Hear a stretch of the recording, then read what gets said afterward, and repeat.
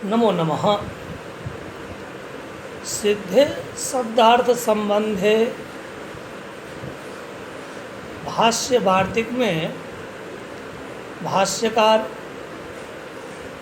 4 कारण बताए, जिसको मैं कल कह चुका हूँ। आज किंग पुनः अनेन वर्ण्येन यहाँ से चर्चा करेंगे। यहाँ पर भाष्यकार का कहना है, जो किम पुनः अनेन वर्ण्येन, वर्ण का मतलब होता है प्रयत्न, चेष्टा, यत्न। तो ये जो नित्य पर्यायवाची शब्द है, सिद्धे शब्दार्थ संबंधे, ये सिद्ध शब्द जो है ये नित्य पर्यायवाची है। तो नित्य पर्यायवाची जो सिद्ध है, तो इस सिद्ध की जगह नित्य शब्दार्थ संबंधे, नित्य शब्द है, शब्द का अर्थ नित्य है और संबंध शब्द का नित्य है। इस तरह से भाष्यकार को कहना चाहिए था। भाष्यकार नित्य पर्यायार्थक जो सिद्ध शब्द है, उस सिद्ध शब्द का प्रयोग क्यों करते हैं, इसी के उपक्रम में कह रहे हैं। तो किंग पुनः अनेन वर्ण्येन, अर्थात इस तरह की चेष्टा से क्यों भाष्यकार नित्य को समझाने के लिए प्रयास कर रहे हैं। किंग न महता कंठे न नित्य शब्द एवं उपात्ता, क्यों न अपने शब्दों के द्वारा ही नित्य को ही यहाँ पर व्यक्त किए कहे। जस्मिन उपादीयमाने असंदेहस्या, क्योंकि आज सिद्ध शब्द के विषय में शंका हो रही है कि यह जो सिद्ध शब्द है, यह सिद्ध शब्द किस अर्थ का वाचक है, इस सिद्ध शब्द से क्या अर्थ को यहाँ स्वीकार करेंगे। इसीलिए बोल रहे हैं, जो सिद्ध शब्द को क्यों, सिद्ध शब्द के जगह नित्य शब्द का ही प्रयोग क्यों नहीं किए। उत्तर दे रहे हैं मंगलार्थम, अर्थात यहाँ पर जो भाष्यकार सिद्ध शब्द का प्रयोग करते हैं, वह सिद्ध शब्द मंगलार्थ है। मंगल कामना के लिए सिद्ध शब्द का प्रयोग करते हैं। मांगलिक आचार्य, हमारे जो आचार्य हैं वो मंगल चाहते हैं, मंगल की कामना करते हैं। महतः शास्त्रोगस्य मंगलार्थम सिद्ध शब्दम आदितः प्रयुक्ते। महान यह जो शास्त्रोग है, शास्त्र रूपी समुद्र है, महान जो शास्त्र रूपी समुद्र है, उस समुद्र में हम प्रवेश करने के लिए जा रहे हैं। तो एक दुस्साहस हुआ। तो कठिन से कठिन कर्म को जब अपने करने के लिए जाते हैं तो प्रार्थना करते हैं। भगवान भाष्यकार भी यहाँ पर सिद्ध शब्द के द्वारा उसी शिष्टता को द्योतित करते हैं, उसी शिष्टता को यहाँ व्यक्त करते हैं। मंगलादीनि ही शास्त्राणि प्रथन्ते, मंगल वाची शब्द मंगलाचरण आदि में करने की परंपरा है शास्त्रों में। इसकी परंपरा क्यों है, क्यों मंगलाचरण की प्रथा चली है, की जाती है। तो बोलते हैं वीर पुरुषानि च भवन्ति, जिस कृति को हम करने के लिए उद्यत हो रहे हैं, प्रयुक्त हो रहे हैं वह कार्य जो है सो एक अमूल्य कीर्ति रूप में ख्यात हो, एक ख्याति को प्राप्त करे, यही कल्पना सभी शास्त्रकारों का होता है। यदि मैं जिस चीज़ को आज प्रणयन कर रहा हूँ उसको कल कोई ना पढ़े, यदि उस बात को मैं आज जान लूँ तो शास्त्र का प्रणयन ही नहीं करूँगा। तो जिस शास्त्र का प्रणयन अभी भाष्यकार करने जा रहे हैं वह शास्त्र की जो ख्याति है वह प्रौढ़ स्तर का हो, यह एक विचार है।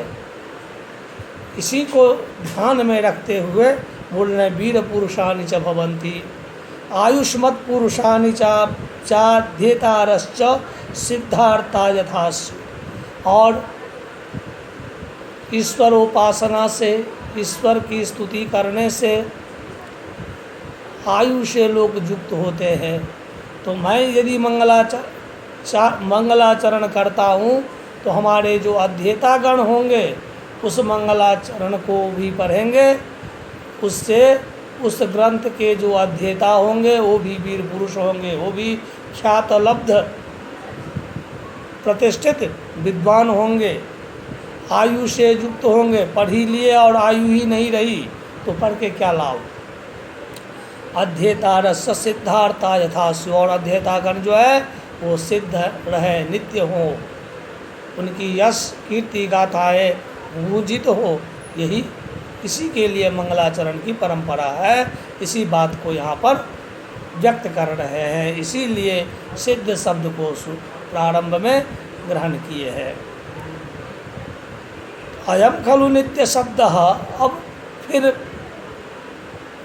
आक्षेपियों का आक्षेप है, जो आपने नित्य का लक्षण किया, नित्य शब्द का अर्थ किया, जो जत कूटस्थेषु अविचालिषु भावेषु वर्तते।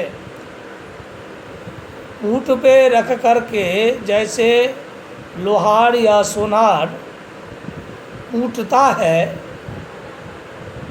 तो वह जो जिस द्रव्य को कूटता है वह द्रव्य अविचल भाव में, अर्थात विचलन नहीं करता है, स्थिर हो करके वहीं पर ज्यों का त्यों पड़ा रहता है, उसी को नित्य कहते हैं।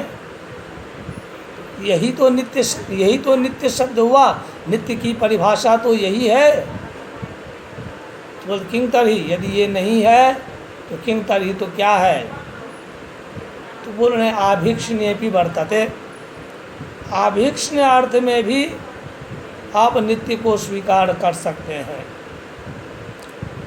जैसे तद्यथा नित्य प्रहसिता नित्य प्रजल्पित इति, जैसे नित्य अपने लोग हंसते हैं, नित्य अपने लोग व्यर्थ जो बकवास करते हैं, तो इसको इस अर्थ में भी नित्य है।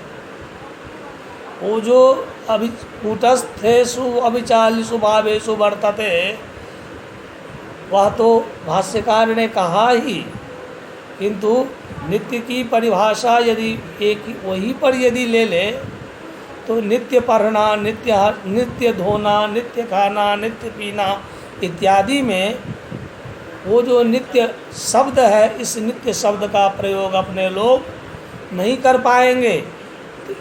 तो जिससे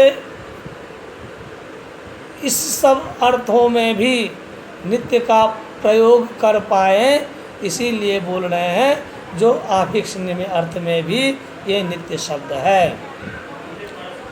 यावताम आभिक्षण्येपि वर्तते तत्रापि अनेनैव अर्थः स्यात्। व्याख्यान तो विशेष प्रतिपत्ति नहीं संदेहाद लक्षणम। यदि मान लीजिए आप आभीक्ष्ण अर्थ में भी यदि नित्य को लेते हैं तो भी शंका रह ही जाती है, शंका उपस्थित होती है। क्या? जो वहाँ भी शंकाओं का समाधान के लिए कहना ही पड़ेगा। क्या? व्याख्यान तो विशेष प्रतिपत्ति नहीं संदेहाद लक्षणम।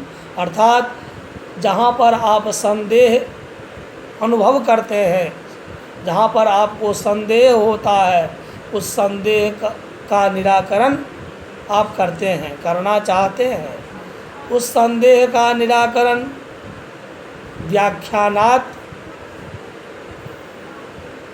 किया गया है, किया जाता है। तो हमेशा संदेहों का निराकरण व्याख्यान वशात ही संभव होता है। इसी बात को बोल रहे हैं। आभीक्ष्ण अर्थ में भी आपको व्याख्यान तो विशेष प्रतिपत्ति नहीं संदेहाद लक्षणम यह कहना ही होगा। पश्यति तु आचार्य मंगलार्थस्यैव सिद्ध शब्द आदितः प्रयुक्तो भविष्यति। आचार्य हमारे भविष्य दृष्टा हैं। आचार्य हमारे भविष्य दृष्टा हैं, भविष्य को देखने वाले हैं, देखते हैं। वो देखते हैं जो मंगलाचरण एक शिष्टता है, तो इसीलिए वो अपने वार्तिक में सिद्ध शब्द का ही प्रयोग कर देते हैं, जिससे नित्य का भी ग्रहण हो जाता है और मंगलाचरण का भी बोध हो जाता, मंगलाचरण भी हो जाता है। इसीलिए सिद्ध शब्द का प्रयोग करते हैं। सक्ष्यामि च एनम नित्य परिजाय वाचिनम वर्णयितुम इति। आक्षेपी कहते हैं जो क्यों सिद्ध शब्द के द्वारा नित्य को समझाना और मंगलाचरण करना। तो यदि सिद्ध के द्वारा नित्य को बोध कराना है और मंगलाचरण, तो मैं नित्य के द्वारा भी तो मंगलाचरण कर सकता हूँ। और नित्य तो नित्य अर्थ के वाचक ही है। तो अतः सिद्ध शब्द एवं उपात्तो न नित्य शब्द। किंतु आप ऐसा नहीं कह सकते हैं, क्योंकि नित्य जो है नित्य के नित्यार्थवाचक तो है ही, परंतु मंगलार्थक नहीं हो सकता है। इसीलिए अतः सिद्ध शब्द एवं उपात्ता न नित्य शब्द। इसीलिए यहाँ पर सिद्ध शब्द को प्रयोग किया गया है, न तो नित्य शब्द को। नित्य शब्द के द्वारा वह मंगलार्थ का अभिव्यक्ति नहीं हो पाती। अथ कम पुनः पदार्थम मत्वा एष विग्रह क्रियते सिद्धे शब्दे अर्थे संबंधे चेति। अब जैसे कि कल आप लोगों ने सुना, जो यहाँ पर जाति और व्यक्ति दोनों को वैयाकरण स्वीकारते हैं। तार्किक गण, हमारे नैयायिक गण जो हैं, वो व्यक्ति को ही मानते हैं, जाति को नहीं मानते हैं। मीमांसक गण जो हैं वो व्यक्ति को नहीं मानते हैं, वो जाति को मानते हैं। किंतु हमारे वैयाकरण गण तो सभी के साथ में सामंजस्य करके रहने वाले होते हैं। व्याकरण के बिना तो कुछ भी नहीं हो सकता है। तो व्याकरण के बिना कुछ नहीं हो सकता है, कोई भी शब्द को समझा नहीं जा सकता है। तो व्याकरण की तो आवश्यकता है, उस आवश्यकता को भी तो ध्यान में रखना पड़ेगा वैयाकरणों को। तो इसीलिए वैयाकरण लोग जाति विशिष्ट व्यक्ति को मानते हैं, जाति को भी मानते हैं, और जाति से जो विशिष्ट बुद्धि में जो व्यक्ति है, जो व्यक्ति को अपने लोग देखते हैं, व्यक्ति रूपात्मक है, उसको भी मानते हैं। तो इसी विषय में कह रहे हैं जो अतकम पुनः पदार्थम मत्वा एष विग्रह क्रियते। इस पदार्थ को मान करके इस तरह का विग्रह किया गया है, इस तरह का विग्रह करते हैं तो सिद्धे शब्दे अर्थे संबंधे चेति, सिद्ध है अर्थ, सिद्ध है शब्द, सिद्ध है संबंध, तो बोलते आकृति मिथ्या। आकृति मतलब हो गया जाति, आकृति ही नित्या द्रव्यम अनित्यम, क्योंकि आकृति जो है, जाति जो है वो नित्य है, और द्रव्य जो है, द्रव्य का मतलब यहाँ होता है व्यक्ति से, व्यक्ति जो है सो क्या है, अनित्य है। किस राम जब हम नित्यात्मक रूप में लेते हैं तो राम नित्य है, अब व्यक्ति रूपात्मक लेते हैं तो व्यक्ति का जब शरीर शांत हो जाता है तो वो अनित्य हो जाता है। इसीलिए यहाँ पर कह रहे हैं जो आकृति ही नित्या द्रव्यम अनित्यम। अब अथ द्रव्य पदार्थे कथम विग्रह कर्तव्य, तो बोल रहे ठीक है, यदि मान लीजिए आप द्रव्य पदार्थ को भी मान रहे हैं, तो द्रव्य पदार्थ को यदि मानते हैं अर्थात जाति को भी मानते हैं और व्यक्ति को भी मानते हैं, तो यदि व्यक्ति पदार्थ को मानते हैं तो व्यक्ति पदार्थ को मान करके आप कैसा विग्रह करेंगे, कैसा अर्थ करेंगे, तो बोलते हैं सिद्धे शब्दे अर्थ संबंधे चेति। वहाँ भी मैं ऐसा ही अर्थ करूँगा, सिद्धे शब्दे, सिद्ध है शब्द, सिद्ध है अर्थ, सिद्ध है संबंध। नित्यो ही अर्थवताम अर्थ ही अभिसंबंधा, नित्यो ही अर्थवताम, नित्य जो है अर्थवान, नित्य जो है अर्थवान, उस अर्थवान तत्वों को मैं अर्थवत ही अभिसंबद्धा, उस अर्थवान का जो संबंध होता है वो तो अर्थ के द्वारा ही किया जा सकता है, तो इसीलिए वो भी नित्य है। अथवा द्रव्य एव पदार्थ एष विग्रहो न्याज्य, तो यहाँ पर जाति में भी सिद्धे शब्दे अर्थे संबंधे चेति, यहाँ भी सिद्धे शब्दे अर्थ संबंधे चेति, पदार्थ द्रव्य में भी दोनों उभय विध स्थल में एक ही बात को व्यक्त कर रहे हैं।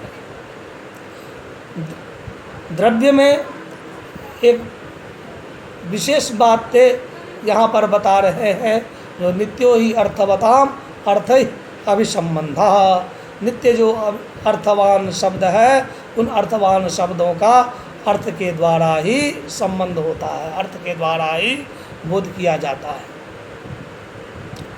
तो फिर प्रश्न यहाँ पर करते हैं, अथवा द्रव्य एव पदार्थ एष विग्रहो न्याज्य। आपको नहीं लगता है जो जाति में जो आप अर्थ इस तरह का कर रहे हैं, इस जाति में नहीं करके द्रव्य में ही यदि यह अर्थ करते हैं तो ये ज़्यादा युक्ति संगत होगा। सिद्धे शब्दे अर्थे संबंधे चेति, तो बोल रहे हैं द्रव्यम ही नित्यम आकृति अनित्या, यहाँ पर ऐसा मान लेंगे, वहाँ पर आप बोले क्या, आकृति नित्या द्रव्यम अनित्यम, आकृति जाति जो है नित्य है और द्रव्य जो है सो अनित्य है। यहाँ पर आप उसको विपरीत कर दीजिए, द्रव्यम ही नित्यम और आकृति अनित्या, द्रव्य जो है सो नित्य है और आकृति जो है अनित्य है। कथम ज्ञायते, कैसे मैं जानूँ, कैसे समझूँ, बोलते हैं एवं ही दृश्यते लोके। यहाँ पर एक कारण देते हैं, सबसे बड़ी वैशिष्टता भाष्य ग्रंथों की यही होती, भाष्य ग्रंथों में देखने को मिलता है। जब भी हमारे भाष्यकारगण, चाहे आप वात्स्यायन प्रणीत भाष्य देखिए, भाष्यकार पतंजलि का भाष्य देखिए या कोई भी भाष्य देखिए, तो यहाँ पर जो भाष्यकार लोग हैं ये लोग हमेशा लौकिक उदाहरण देते हैं, जिन उदाहरणों को देखने के बाद में आप उसको मान लेंगे, किंतु ऐसे उदाहरणों को पुराणादि ग्रंथों में दर्शाया गया है, जिन उदाहरणों को सुनने के बाद में, श्रवण करने के बाद में वहाँ पर बहुतों शंकाएँ आती है। तो वहाँ पर जो जिन उदाहरणों को दर्शाया गया है उन उदाहरणों में कुछ रहस्यात्मक कारण अभिनिहित है। उन कारणों को अन्वेषण करना ही उन लोगों का उद्देश्य रहा है, वह अन्वेषणीय है। तो लोग उदाहरणों को तो बता देते हैं, किंतु उदाहरणों के पीछे का जो रहस्य है, जो अन्वेषण करने का योग्य है, उन अन्वेषण के पीछे नहीं जाना चाहते हैं। तो यहाँ पर दे रहे हैं उदाहरण, जो एवं ही दृश्यते लोके, ऐसा ही लोक में देखा गया है, देखा जाता है।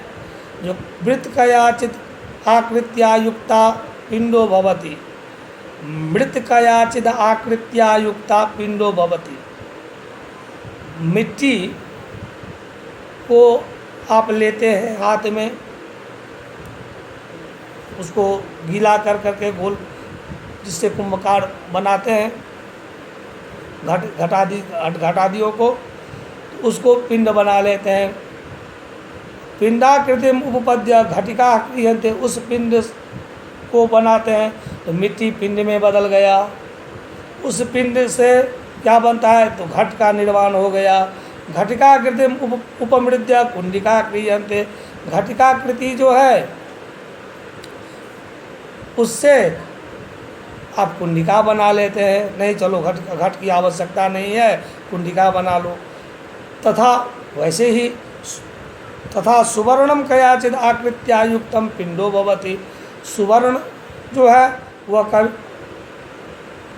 कथनचित जो है पिंड बन जाता है। जब उसको सोनार आग में डाल देता है तब। फिर पिंडाकृतिम उपमृद्य रुचका क्रियन्ते, उस पिंड के द्वारा रुचक, एक आभूषण है, रुचक बना लेते हैं। रुचकाकृतिम उपमृद्य कटका क्रियन्ते, रुचक को पिघला करके फिर उसको कटक बना लेते हैं। कटक भी एक तरह का आभूषण होता है। कटकाकृतिम उपमृद्य स्वस्तिका क्रियन्ते, कटकाकृति जो है उसको पिघला करके, उसको गला करके फिर स्वस्तिक बना लेते हैं। पुनः पुनरावृत्ति सुवर्ण पिंडा, पुनः जब इच्छा हो तब फिर उसको फिर सुवर्ण पिंड बना लेते हैं। पुनः अपरयाकृत्य युक्ता खदिरांगार सवर्णे कुंडले भवता, पुनः उसको खौलता हुआ आग में उस द्रव्य को डाल देते हैं, वो पुनः पिंड बन जाता है। तो ऐसा नहीं लगता है आकृति अन्याच भवति, आकृति तरह तरह के बन रहे हैं, अद्रव्य तो वही है। द्रव्यम पुनस्तदेव, तो आकृति उपमर्देन द्रव्यमेव अवशिष्यते, क्योंकि आकृति जो है, आकृति तो चेंज हो रहा है, एक में से दूसरे में, दूसरे में से तीसरे में, दूसरे से चौथे में, इस तरह से। किंतु द्रव्य जो है स्वर्ण वो यथावत है। तो बोलते हैं आकृतो अपि पदार्थ एषो विग्रह अन्याज्य, आपने जो अभी द्रव्य पदार्थ के विषय में इस तरह का जो विग्रह किया, अर्थ किया, लौकिक उदाहरण को प्रस्तुत किया, यदि मैं आकृति के विषय में यदि मैं आपको कहूँ जो इस तरह का विग्रह किया जा सकता है, तो कोई बड़ी बात नहीं है, वो भी युक्ति संगत ही होगा।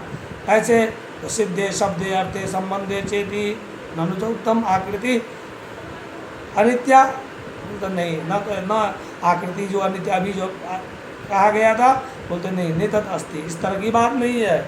नित्याकृति, आकृति वस्तुतः नित्य है। कथम न कचित उपरते कृत्वा सर्वत्र उपरता भवति, कहीं पर मान लीजिए यदि वो द्रव्यांतर में यदि हो जाता है तो सभी जगह वो द्रव्यांतर में ही होता है, इस तरह की बात नहीं है।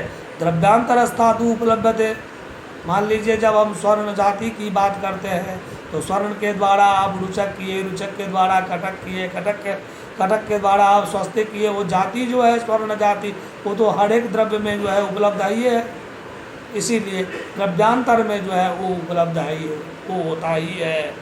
अथवा न इदमेव नित्य लक्षणम, अब यदि मैं ऐसा कहूँ जो नित्य का जो लक्षण यह कूटस्थे स्वविचाली स्वभावे सुवर्तते, ये जो किया गया था ये युक्त नहीं है। तो बोलते हैं क्या, तो ध्रुवम कूटस्थम अभिचाली अनपाय उपजन विकारी अनुत्पत्ति अवृद्धि अव्यय योगी यत्तन्नित्यम इति।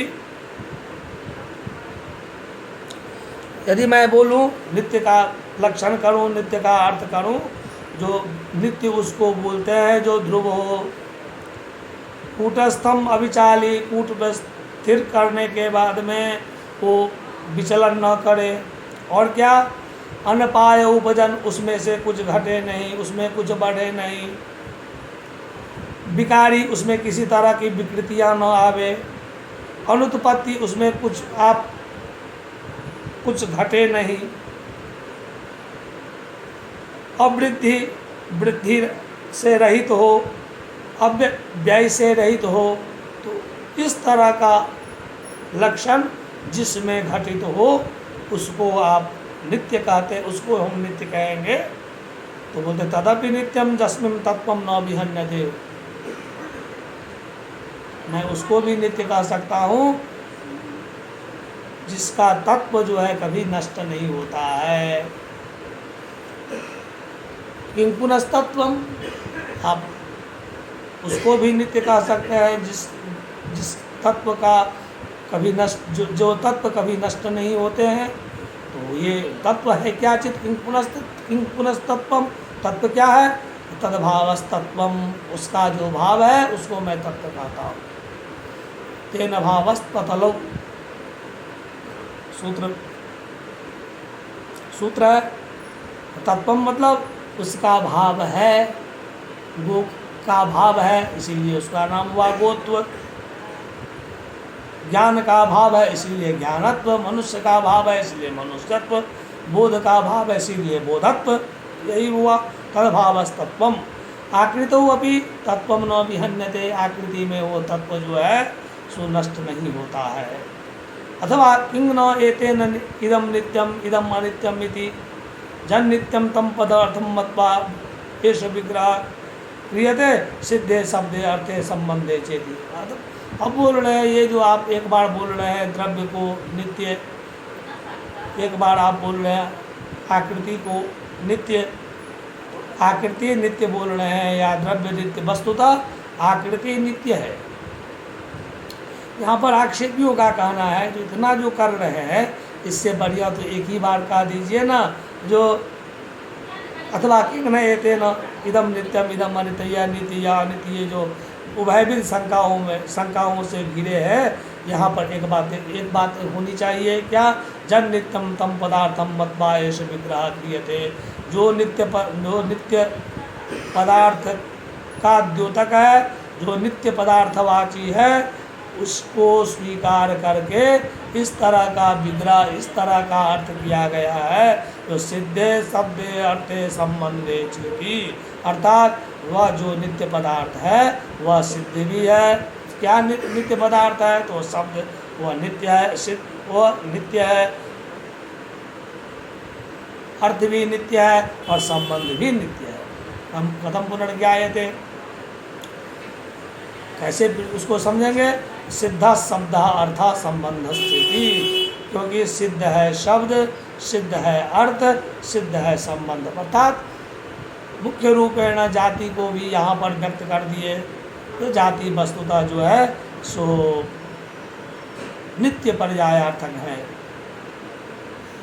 द्रव्य जो है वो भी नित्य, द्रव्य यद्यपि अनित्य है फिर भी वो किसी न किसी रूप में नित्य रूप में उड़ाते हैं। इस बात की ओर जो है यहाँ पर इंगित कर देते हैं। और यहाँ पर नित्य और अनित्य को प्रतिपादन करना भाष्यकार का भाष्यकार शास्त्रों की सिद्धि, शास्त्रों का ज्ञान सम्यक रूप से जिससे हो वो उद्देश्य है। शब्दों का ज्ञान जिससे यथार्थ रूप से हो वो भाष्यकार का उद्देश्य है।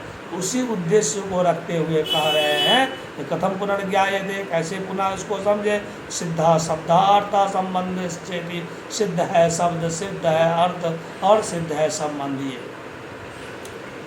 ये यहाँ पर वो फिर व्यक्त कर रहे हैं जो लोकतः जल लोक। ये बात मैं इसलिए आपको कह रहा हूँ जो ये बातें मैं लोक से ही समझ रहा हूँ। यल्लोके अर्थम उपादाय शब्दान प्रयुंजते नैषाम निर्वृत्तो यत्नम कुर्वन्ति। लोकों में शब्दों का व्यवहार होने की परंपरा है, प्रचलन है। लोक में शब्दों का ही व्यवहार चलता है। एक अपर का जो अभिप्राय है उन अभिप्रायों को समझने के लिए शब्दों का ही व्यवहार करते हैं। तो ऐसे में यद लोके अर्थम उपादाय, लोक अर्थ को ध्यान में रखते हुए शब्द का प्रयोग करते हैं। नैषाम निर्वृत्तो यत्नम कुर्वन्ति, उन अर्थ को ध्यान में रख करके जो शब्द का प्रयोग करते हैं उसकी निवृत्ति के लिए कोई यत्न तो नहीं करते हैं। जो शब्द जिस अर्थ का वाचक है उस अर्थ को व्यक्त करना है तो उसके लिए वो उस शब्द को प्रयोग कर देते हैं। जेन पुनः कार्याभावा निर्वृत्तो यावत् तावत् तेषां यत्नः क्रियते, किंतु ये पुनः कार्याभावा, किंतु जो पुनः कार्यभावी है, जिसके लिए सोचना चाहिए, चिंतन योग्य है, कार्य रूप में है, उसके लिए लोग उसकी निवृत्ति के लिए यत्न करते हैं। तद्यथा, जैसे घटेन कार्यम करिष्यन् कुंभकार कुलम गत्वा आह, घट की आवश्यकता है तो घट प्रयोजन पड़ने पर कुंभकार के पास में जा कर के बोलते हैं कि कुरु घटम, घट बनाओ, अनेन कार्यम करिष्यामि, इसके द्वारा मैं कार्य करूँगा। न तावत शब्दान प्रयुक्ष्यमानो, ऐसा तो नहीं देखा जाता है। तो शब्दों का प्रयोग करना है तो वैयाकरण कुलम गत्वा आह, तो वैयाकरणों के पास में जा कर के लोग बोलते हैं जो गुरु शब्दान प्रयोग से, आप शब्द को निर्माण करो, मैं प्रयोग करूँगा। इस तरह का तो उदाहरण लोक में नहीं होता है। तो इति तावत्येव अर्थ उपादाय शब्दान प्रयुज्यते, जिस तरह का अर्थ व्यक्त करना है उस तरह के शब्द को ध्यान में रखते हुए लोग प्रयोग कर देते हैं। तरी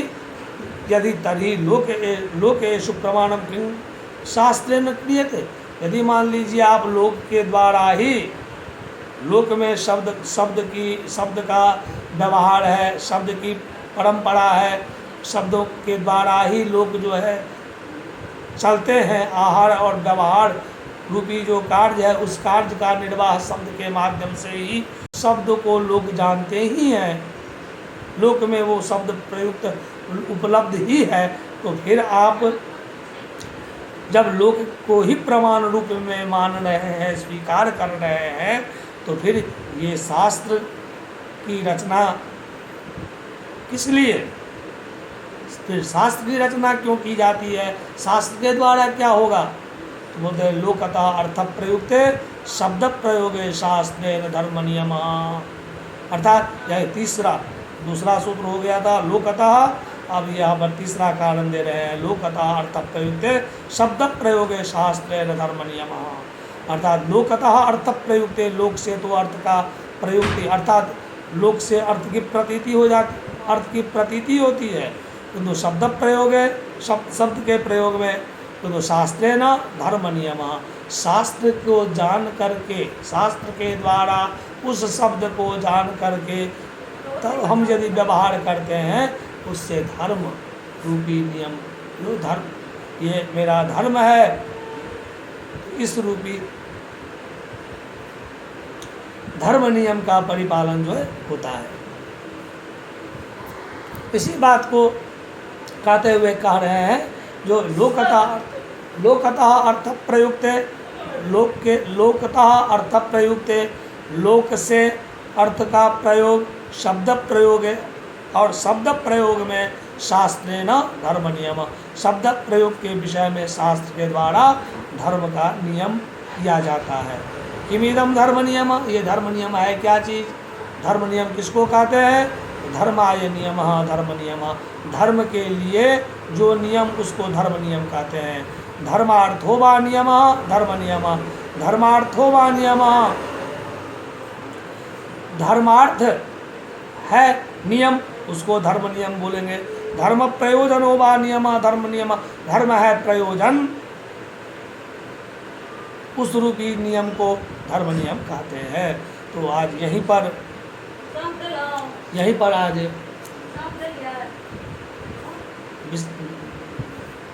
यहीं पर आज विश्राम देते हैं।